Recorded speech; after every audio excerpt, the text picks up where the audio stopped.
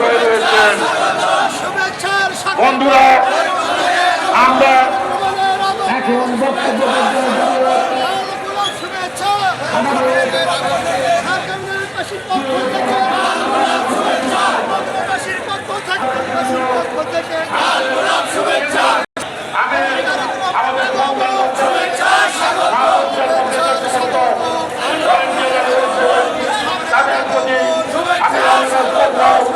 আমার মা বোনেরা যারা কষ্ট করে দাঁড়িয়ে রয়েছেন তাদের জন্য বসার ব্যবস্থা করে দেওয়ার জন্য